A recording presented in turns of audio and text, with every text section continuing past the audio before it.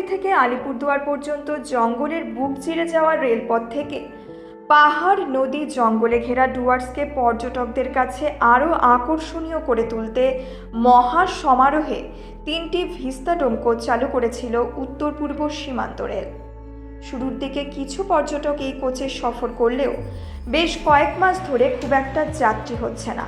এক কথায় এই রুটে ভিস্তাডোম কোচ চালিয়ে মুখ থুবড়ে পড়েছে রেল। এ প্রসঙ্গে রেলের আলিপুরদুয়ার ডিভিশনের ডিআরএম অমরজিৎ গৌতম বলেন, ভিস্তাডোমে পর্যাপ্ত যাত্রী হচ্ছে না। যে রুটে এই কোচের যাত্রী হবে সেই রুটেই এই কোচ পাঠানো হবে। অন্যদিকে পর্যটক থেকে স্থানীয় গাড়ি চালকদের বক্তব্য, ভিস্তাডোম কোচে ভাড়া বেশি।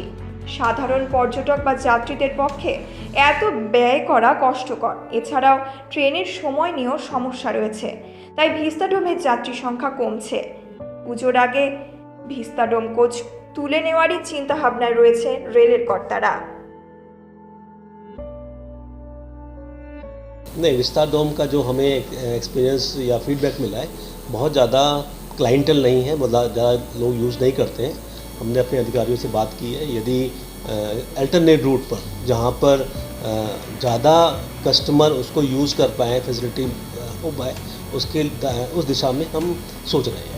और फिर मुख्यालय से अप्रूवल लेने के बाद में उसको हम फिर किसी और रूट पर भी चलाने की बात कर सकते हैं। देखिए, इसका जो फेयर है वो थोड़ा सा ज़्यादा है। इस वजह से हो सकता है कि यहाँ टूरिस्ट नहीं आते हैं इस ट्रेन से। इससे कम फेयर में इसी में दूसरे में सफ़र कर लेते हैं। यही वजह है कि यहाँ अभी तक तो कोई नहीं आया। अब देखिए आगे टाइमिंग 2 बजे है, तब तक कोई आते हैं कि नहीं आते। विस्टाडोम इसलिए चूज़ किया कि ये टूरिस्ट प्लेन है, देखना था, फर्स्ट टाइम है, इसमें देखना था कि क्या फैसिलिटी है, कैसा लगता है, इसलिए बस विस्टाडोम चूज़ किया। আগে যেরকম আমরা টুরিস্ট প্যাসেঞ্জারটা পাইতাম, হ্যাঁ, সেটা এখন পাচ্ছি না মানে ওনারা আসতেছে না। কিসের জন্য মানে আমরা ঠিক বুঝতে পারতেছি না। ভাড়া বেশি না কি সেটা আমরা বুঝতে পারতেছি না, বুঝলেন? কাজেই এখন আমাদের খুব সমস্যা হয়ে গেছে যে টুরিস্ট গাড়িটা আসলে 1-2টা প্যাসেঞ্জারও নামে না, 2-1টা দেখি হালকা 2-1জন নামে। এইভাবেই আমাদের মানে খুব অসুবিধায় পড়ছি আমরা প্যাসেঞ্জার নিয়ে। প্যাসেঞ্জার আসে না বলেই আমরা নেব করছি না। সেটা যদি মনে করেন যে একটু ভাড়াটা কমাইতো বা তাহলেই মনে হচ্ছে এই প্যাসেঞ্জারটা মনে হয় আসতো, তাহলে আমরা একটু সুবিধা পাইতাম। যে প্যাসেঞ্জারটা আসলে এদিকে ঘোরানোর জন্য ব্যবস্থাটা হইতো আমাদের। বা জংশন স্টেশনে যখন আসে তখন যদি 1-2 ঘন্টা এভাবে শর্ট টাইম না দিয়ে যদি একটু সকালে ঢোকাইতো, একটু বিকালে 4টার দিকে ছাড়তো, তাহলে মনে হয় আমরা প্যাসেঞ্জারটা একটু বেশি পাইতাম। কিন্তু এখন এমন টাইমটা দিচ্ছে উনিরা বেরোতে পারছে না।